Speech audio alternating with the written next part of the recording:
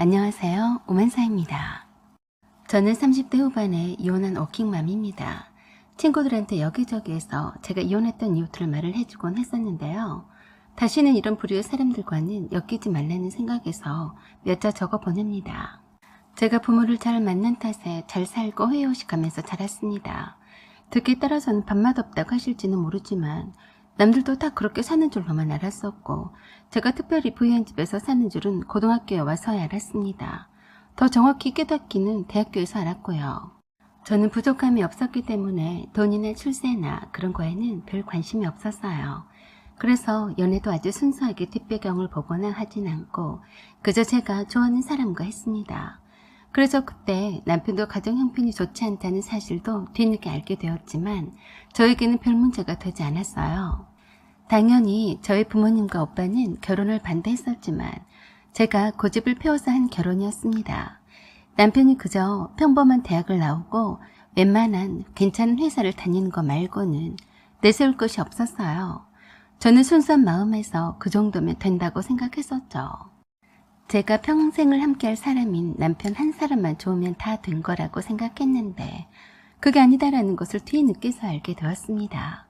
제가 세상을 너무 좋게만 봤기 때문이었고 하나의 경험이 되어버렸어요.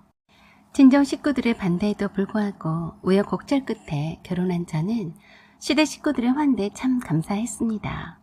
남편이 가난해서 버는 쪽쪽 월급이 모두 다 시댁 식구들의 생활비로 들어간다는 사실도 알고 있었어요. 시아버지가 무직으로 돈을 못 번 지가 한참 오래되어서 어쩔 수 없이 남편이 번 돈으로 생활해 나간다고 했습니다. 저는 그래도 남편이 가족들을 부양해야 하는 처지가 가엾기만 했어요. 하지만 제가 남편의 뒷골이만한 돈으로 생활할 생각이 처음부터 없었고 그저 제가 버는 돈으로도 충분히 감당이 되었기 때문에 그것이 문제가 되지는 않았습니다. 그런 배짱을 둔 저를 시댁 식구들이 굉장히 대단하게 보더라고요. 물론 친정 부모님의 우려 속에서 치러진 결혼식이었지만 행복했습니다. 사랑하는 남자와 결혼을 한 것뿐인데 돈이 많이 있는 쪽에서 처발라서 결혼한다는들 무슨 상관이냐 생각이었어요. 지금 생각해보면 제가 얼마나 부모님의 속을 태웠는지 후회가 됩니다.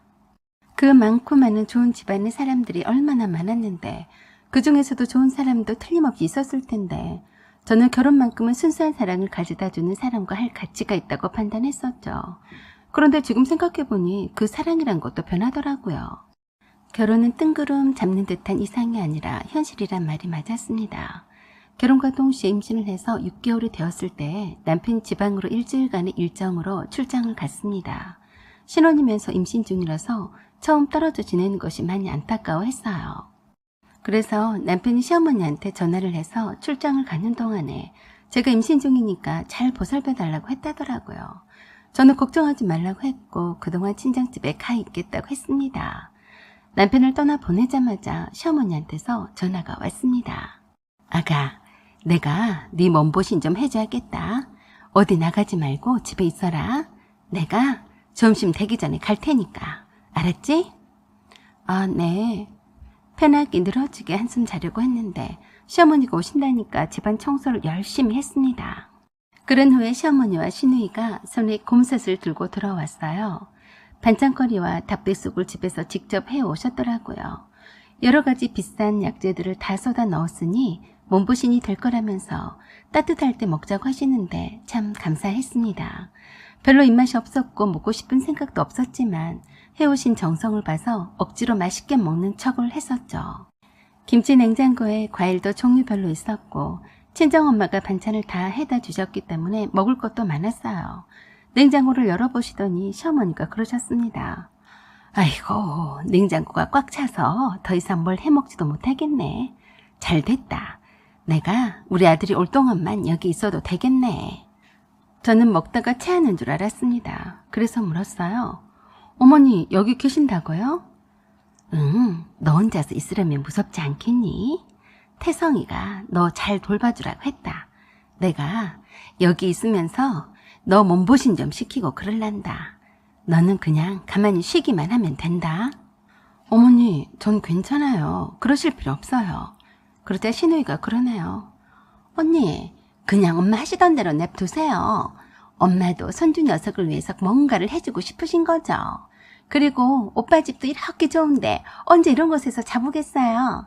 언니도 우리가 불편한 건 아니죠? 자주 부대껴야 진짜 식구가 되는 거잖아요. 그래, 나는 네가 우리 태성이랑 이렇게 잘 사니까 얼마나 좋은지 모른다. 내가 여기 있으면서 우리 태어날 손주 녀석이 먹을 건데 몸보신 좀 단단히 해줄란다. 아, 네. 정없이 괜찮으니까 그냥 가세요. 란 말은 차마 못하겠더라고요. 이렇게 친절하게 몸보신을 해주신다면서 다정하게 말씀을 하시는데 거절할 무슨 핑곗거리를 찾지 못했었죠. 저에게는 손 하나 까딱하지 말라면서 시어머니와 시누이가 상도 차리고 제 주방 살림도 구경을 하면서 다 만지고 있었는데 입을 쩍 벌리더라고요. 이 앞전에 와서 봤으면서도 그러더군요. 그릇이 하나같이 너무 고급스럽다. 아까워서 쓸 수가 있겠니? 아니에요, 어머니. 그냥 쓰세요. 시누이는 아파트가 뷰도 끝내주고 좋다면서 혹항 사는 것 같다면서 좋아라 했습니다. 뭐 시어머니와 시누이가 저렇게 좋아하니까 저도 싫지는 않았습니다. 음식도 정성껏 해오셨는데 딱 잘라서 혼자 있고 싶다고 돌아가라고 말할 자신은 없었고 그저 하루만 지내시다가 적당한 핑계를 대서 돌아가시게 할 참이었어요.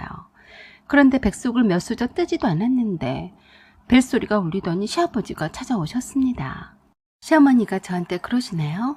아가, 내가 백숙을 해서 여기 온다고 하니까 식사를 못했다고 해서 이리로 오시라고 했다. 어차피 네 혼자서 다 먹지도 못할 것 아니냐. 아, 네, 그러셨어요. 잘하셨어요, 어머니. 아버님 어서 오세요.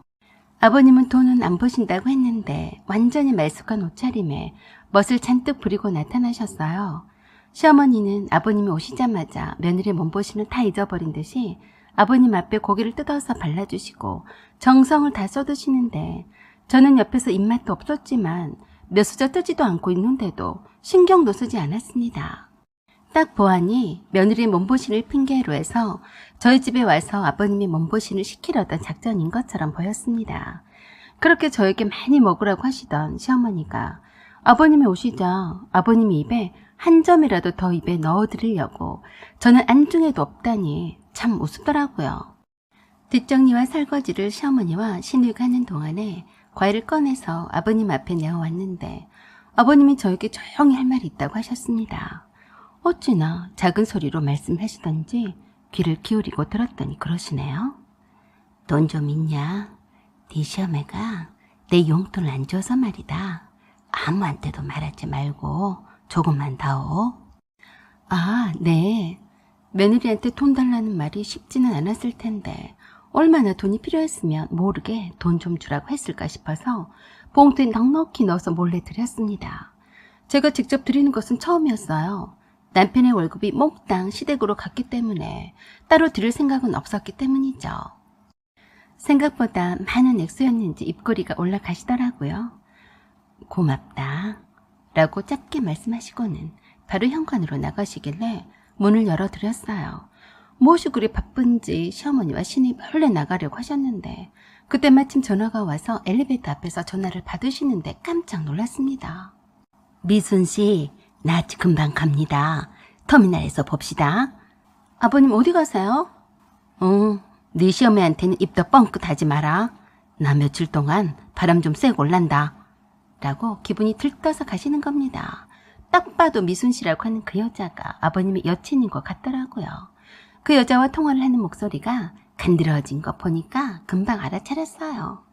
시어머니가 기껏 고생해서 만든 보양 음식을 엉뚱한 사람 좋은 일 시킨 격이 되어버렸는데 어이가 없더라고요. 저런 줄도 모르고 며느리 보신시킨다고 생색은 있는 대로 다 내면서 아버님을 쳐 드시겠으니 정말 웃겼어요. 사실 저는 그때부터 짜증이 나기 시작했습니다. 지금 이 시간이면 편안히 태교 음악을 들으면서 낮잠을 즐길 타임인데 번잡스럽게 시어머니와 시누이가 쳐들어와서 시아버지 몸보신을 시키고 평화로웠던 내 주방을 다 헤집고 있으니 다 귀찮더라고요. 그래서 시어머니와 시누이에게 말했습니다. 어머니, 일 그만하시고 지금 돌아가시면 안 될까요? 사실은 제가 친정집에 가 있기로 한 터라서 친정에서 저를 기다리고 있거든요. 그랬더니 화들짝 놀라면서 그러시는 겁니다. 무슨 소리냐? 이렇게 넓고 좋은 집을 놔두고 왜 하필 친정집에 간다는 거니? 친정집에는 다음에 가도 되잖니? 맨날 가는 친정집인데 좀 나중에 가면 어쩐다고 그러니? 어쩌다가 우리가 처음으로 왔는데 시어머니가 섭섭해하길래 또 뭐라고 말을 못했습니다. 저렇게 우리 집에 있고 싶어서 환장을 하시는데 거기다 대고 안 돼요 라고 하면 너무 불쌍한 것 같았거든요. 친정집에는 내일이라도 가도 괜찮은 거는 사실이었으니 저도 더 이상 핑계를 못 대고 그저 하루만 잘 참고 지내보자는 심정이었습니다. 그래서 컨디션이 좋지 않아서 시어머니와 신우에게 한숨 자고 일어나겠다고 하고 안방에 들어가서 클래식 음악을 얕게 틀어놓고 잠을 잤습니다. 한참을 자다가 부스럭거리는 소리에 깼는데 신우가 안방에 있는 파우더룸에서 제 화장품을 만지고 있더라고요. 씻고 화장수를 바르고 있나 보다 했는데 글쎄 가만히 보니 내가 아끼던 비싼 마스크팩을 한 움큼 쥐고 있었어요. 그건 안방 욕실 서랍장에 넣어둔 건데 언제 또 그걸 열어봤나 싶어서 신경이 날카로워졌습니다. 거실 쪽 화장실도 있는데 굳이 안방까지 들어와서 내 물건들을 만지다니 살짝 기분이 나빴었죠. 아가씨 뭐해요? 응 언니 일어났어요. 화장 지우려고 하는데 저쪽 화장실에 클렌싱 워터가 없어서요. 언니 거 썼어요. 괜찮죠? 네, 거기에 있으니까 써도 돼요. 그런데 언니 이거 많이 있던데 저 조금만 주시면 안 돼요? 라고 하면서 제가 아끼는 마스크팩을 한 움큼 쥐고 있더라고요. 아가씨 미안해요. 그거 내가 아끼는 거라서 저도 어쩌다 한 번씩밖에 못 써요. 대신에 다른 건 많이 있으니까 가져가요. 그랬더니 싫다면서 달라고 아양을 떠었는데 차마 못 준다고 못하겠더라고요. 아가씨 그거 비싸고 좋은 거라서 저도 아끼는 건데 특별히 이번 한 번만 주는 거니까 아껴서 잘 쓰세요. 그랬더니 언니 짱이에요 라고 하면서 좋아를 하는데 어떻게 안 주고 배기겠어요. 그런데 또 놀라운 말을 했습니다. 언니 아까 언니가 자고 있어서 말을 못했는데 혁수한테서 전화가 왔었어요. 도련님이요? 언니가 자고 있다고 하니까 다시 한다고 전해달래요. 그런데 엄마가 백숙도 아직 남은 게 많아서 와서 먹고 가라고 했는데 괜찮죠? 제가 뭐라고 대답하겠어요. 오지 말라고 하겠어요. 싫다고 대놓고 말하겠어요. 그러는가 보다 했죠. 그런데 뜬금없이 시어머니가 제게 거실로 나가니까 그러시는 겁니다. 마침 잘 됐다. 혁수가 온다고 하니까 우리 오늘 저녁에 맛있는 거나 해서 만들어 먹자. 장을 좀 봐야겠는데 냉장고에 먹을 것은 많아도 고기는 생고기를 구워 먹어야 맛이 있는 법이거든. 같이 장 보러 가자꾸나. 네? 어머니 고기 구워 드시고 싶으세요? 몸보신에는 고기만한 게 없다. 내가 먹고 싶어서가 아니라 다 너 잘 먹이려고 그러는 거지. 네가 잘 먹어야 우리 손주가 잘 클 거다니냐. 그리고 냉장고에는 수박이 없던데 시원한 수박 한 통도 사자. 네 덕분에 우리도 잘 먹고 좀 좋으냐. 그래서 하는 수 없이 임신 6개월인 제가 제 차를 운전을 해서 인근에 있는 대형마트로 시어머니와 시누이 함께 갔습니다. 저렇게 장 보러 간다니까 좋아 죽는데 좋은 일 좀 하는 셈 쳤습니다. 사실 저는 몸이 무거워서 가기 싫었거든요. 그래도 시댁 식구들이 손님이라 생각해서 남편 얼굴을 봐서라도 잘 대접해야겠다고 생각했습니다. 그런데 마트에 처음 온 사람처럼 좀 창피했습니다. 거기에 필요한 것만 사가지고 오면 될 것을 그 넓은 매장을 다 둘러보고 있더라고요. 시인이는 말끝마다 언니 나 이거 사도 돼요? 라고 하면서 뭘 또 살 게 없나 하고 헤집고 다니는 것 같았습니다. 시어머니는 무슨 고기잔치를 할 생각이신지 많이도 카트에 담으셨습니다. 많이 산다고 눈치를 준다고 할까 봐서 두고만 봤는데 남으면 싸드려야겠다고 생각만 했었죠. 한참 만에 돌다 보니 저만 엄청 피곤하더라고요. 저는 이렇게까지 장 오래 번 적이 없었거든요. 계산대에서 어마무시한 금액을 제가 다 제 카드로 결제를 했습니다. 그것도 일시불로 했더니 시어머니와 시누이가 입을 쫙 벌리며 좋아라 했습니다. 제가 일부러 자랑하려고 한 것이 아닌데 상당히 놀란 눈치였어요. 이미 카드가 넘칠 만큼 많이도 샀는데도 더 사도 되는 건데 덜 샀나 하고 아쉬운 표정이었습니다. 큰 박스로 5박스나 되었으니 할 말을 다 했어요. 온 김에 시누이와 시어머니가 쓰실 생활용품들을 다 샀기 때문이었어요. 저 혼자 있었으면 조용히 깨끗할 집안이 이런저런 시누이와 시어머니 물건들로 어질러져 있어서 눈이 편하지 않았어요. 아, 이래서 시댁 식구들과는 못 산다고 하는 거구나 하고 새삼 느꼈습니다. 저의 몸보신을 핑계로 고기를 왕창 사왔지만 결국엔 저는 몇 점을 먹는 둥 마는 둥 했고 열심히 시누이와 시어머니가 맛있게 드시더군요. 그래도 그때까지도 괜찮았습니다. 내 집에 온 손님들이다 생각하고 잘 대접해서 보내겠다고 생각했었죠. 제가 그릇만 찾아준 것 외에는 모두 다 상차림이나 고기를 굽는 것이나 뒷정리도 시누이와 시어머니께서 하셔서 별로 힘들 것도 없었지만 그래도 피곤하더라고요. 혼자 있고 싶어서 힘들었습니다. 그때 시동생한테서 전화가 걸려왔습니다. 형수님, 제가 부탁 한 가지만 드릴게요. 네? 뭔데요? 제가 오늘 동창들을 만나서 기분 좋게 술 한잔을 했는데요. 형수님 자랑을 했더니 글쎄 이 자식들이 저한테 한턱 쓰라고 하네요. 형수님, 제가 이 차를 쏘기로 했는데요. 형수님이 지원해 주시면 참 고맙겠습니다. 허허. 약간 술이 얼큰이 취한 듯한 목소리여서 참 황당했습니다. 술 마셨어요, 도련님? 네, 조금 있다가 뵙겠습니다. 라고 웃으면서 끊어버리더라고요. 그러더니 시어머니와 통화를 하는 것 같더니 대충을 들어보니까 그러는 것 같았습니다. 도련님의 친구들을 한 8명을 데리고 갈 터이니 맛있는 거 준비해 놓으라고요. 그런데 시어머니 대답이 더 웃겼어요. 밖에서 술 그만 마시고 어여와. 여기 아파트도 넓은데 먹을 것도 많다. 낮에 먹다 남은 백숙도 아직 그대로고 고기도 많이 사다 놨다.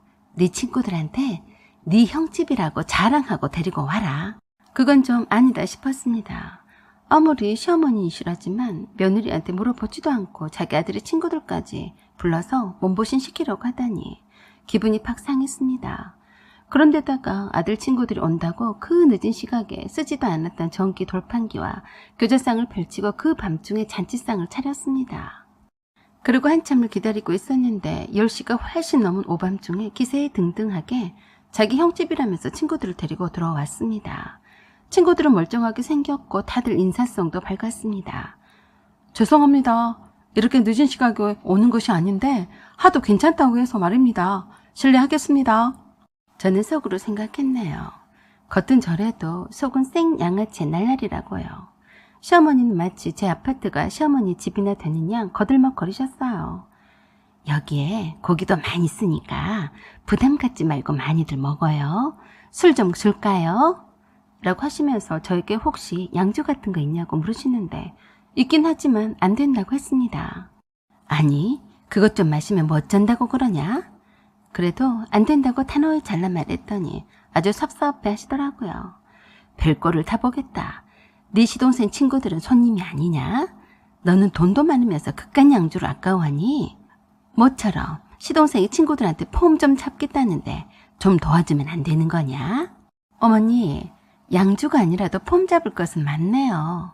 라고 말하고는 제 넓은 거실을 차지하고 그 오밤중에 고기 굽는 냄새를 피워가며 술판을 벌이고 있는 장면을 여러 장을 찍어서 남편에게 보냈습니다. 그리고 아버님께 드렸던 용돈과 장받은 카드 영수증을 찍어서 보냈어요. 네 집 식구들한테 나간 돈이니까 빨리 내 계좌로 입금해라. 아, 그리고 이 오밤중에 친구들 끌고 온 네 망나니 동생이 나한테 이용비 값을 받으러 온 것 같은데 그것도 내가 주고 보낼 테니까 함께 보내라. 그리고 덧붙여서 한마디 해서 보냈습니다. 출장 끝나고 너네 집으로 가라. 짐도 네 식구들이랑 함께 보낼 테니까 그래 하라. 그리고 아버지한테 전화를 걸어서 당장에 데리러 오라고 했습니다. 여기에 객식구들이 있어서 아버지가 오셔서 쫓아내달라고 부탁드렸습니다. 저희 아버지는 이게 무슨 난리냐고 하면서 오빠를 한 걸음에 달려오신다고 했습니다. 한편 내톡을 받은 남편은 시어머니에게 전화를 해서 거기가 어디라고 그러고 자빠져 있냐고 얼마나 난리 브루스를 쳤는지 시어머니와 시누이가 저에게 와서 뭐 하는 짓이냐고 야단을 치더라고요. 내가 네 몸보신을 해주려고 여기에 왔지 놀려고 왔니? 그래, 시동생 친구들이 와서 밥 한 끼 먹여보내는 것이 그래도 못할 짓이냐? 그래서 제가 똑바로 쳐다보고 말했습니다. 어머니, 거짓말하지 마세요. 몸보신은 무슨 몸보신이에요? 여친이랑 바람 잘 피라고 아버님 몸보신 해드렸고 아가씨나 어머니 몸보신하느라 고기도 많이 드셨잖아요. 그런데 도련님도 모자라서 도련님의 친구들까지 제가 제 집에서 몸보신을 해주란 법이 있어요. 그리고 제가 거실로 나가서 한창 흥청망청 술에 취해 있는 망나니 같은 도련님과 도련님의 친구들에게 말했습니다. 당장 일어나서 돌아가세요.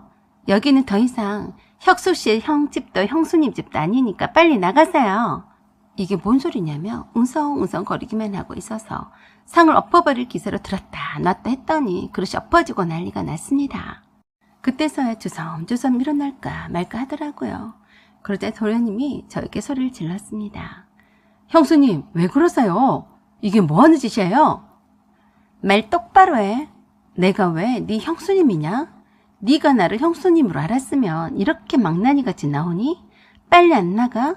저는 경찰을 부르기 전에 빨리 다 나가라고 했습니다. 그러는 나를 향해서 양아치 같은 도련님이 욕을 한 대박을 퍼부으면서 친구들을 데리고 나갔습니다. 친구들이 자기네들끼리 그러더라고요. 야, 네 형수 또라이 아니야? 완전 미쳤구만.